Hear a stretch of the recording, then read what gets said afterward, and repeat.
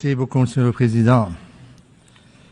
Comme mon collègue algérien qui vient de prendre la parole, je dirais que ce n'est pas de gaieté de cœur que je prends la parole pour lui répondre. D'ailleurs, la tradition a toujours voulu que le Maroc n'utilise jamais son droit de réponse suite au discours de l'Algérie sœur, mais réagit à leur jérémiade. Monsieur le Président, mon collègue algérien a bien voulu nous présenter les condoléances et la solidarité de son pays. J'aurais tant voulu, chers collègues, que les moments qui traversent le Maroc, le deuil de ces familles, les décès, les milliers de morts, les milliers de blessés, les destructions, vous auraient incité à garder le silence, à respecter le moment. Et comme vous le dites, à être solidaire. On ne peut pas verser des larmes de crocodile et en même temps attaquer un pays qui vit toujours dans un drame. Vous manifestez votre solidarité, votre soutien, mais en même temps, vous injectez votre venin. Vous insultez les morts. Vous insultez les Marocains.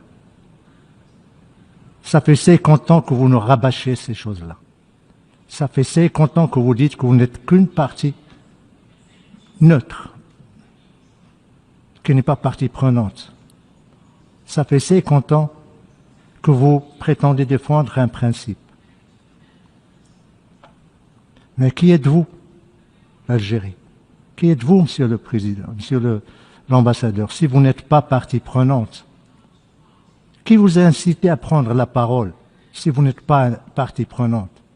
Nous avons entendu cet après-midi plusieurs délégations qui ont usé de leur droit de réponse. Mais c'est des délégations qui ont des différends directs. L'Algérie, pourquoi a-t-elle pris la parole? Parce qu'elle est neutre? Parce qu'elle n'est pas partie prenante? Parce que juste elle défend un principe? Parce qu'elle défend le référendum? Mais vous commettez énormément de distorsions historiques. Vous faites preuve d'ignorance de ce qu'a fait les Nations Unies. Vous parlez de référendum et vous parlez des résolutions du Conseil de sécurité. Vous avez oublié que le Conseil de sécurité, ça fait pratiquement 23 ans qu'il ne parle plus de référendum. Vous parlez du principe de l'autodétermination. Mais vous êtes comme un avocat commis d'office qui prétend défendre le droit et le principe et en même temps il le viole. Si le principe de l'autodétermination est si cher à votre cœur, si cher à votre esprit, si lié à votre histoire, à votre ADN, pourquoi vous ne l'appliquez pas chez vous? Il y a un peuple qui existait avant l'État algérien, qui revendique son droit à l'autodétermination depuis des décennies, le peuple kabyle. Vous lui refusez ce que vous voulez offrir à des populations qui revendiquent leur marocanité. Vous parlez de peuple sahraoui. Pourquoi vous fermez les camps? Pourquoi vous ne les ouvrez pas? Pourquoi vous interdisez au HCR de procéder à leur enregistrement si vous n'êtes pas partie prenante? Voyez, monsieur le cher collègue,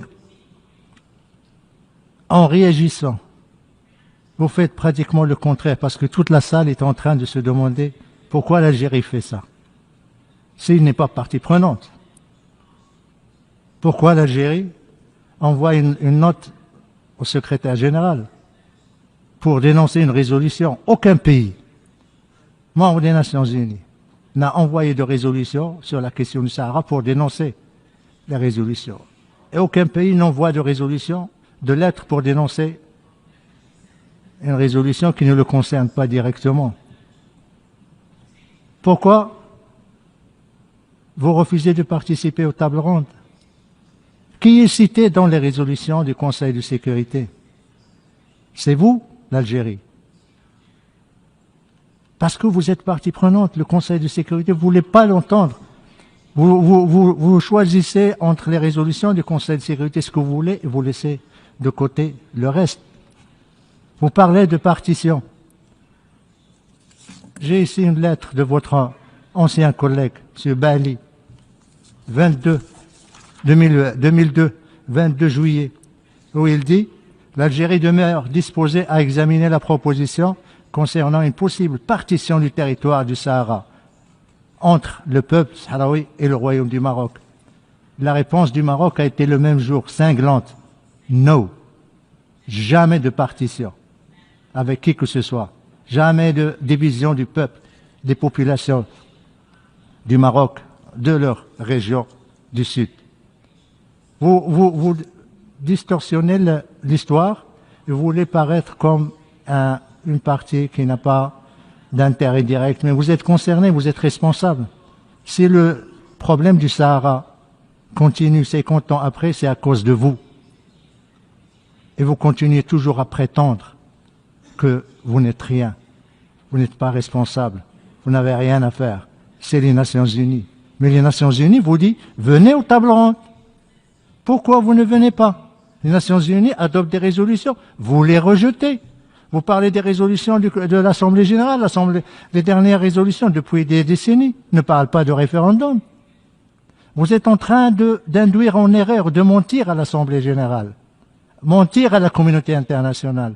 Comme vous avez menti à ces populations que vous avez transportées par la force dans les camps de Tindouf pour leur miroiter l'indépendance, une indépendance chimérique, pour créer une entité fantoche qui ne dépend que de vos services de renseignement. Voilà l'Algérie. L'Algérie qui présente ses condoléances et qui exprime sa solidarité. Mais en même temps, c'est l'Algérie qui veut saper l'unité du Maroc. C'est l'Algérie qui, depuis 50 ans, ne fait que armer, financer, diriger un mouvement séparatiste, groupe armé, qui a en plus des connexions avec le terrorisme international.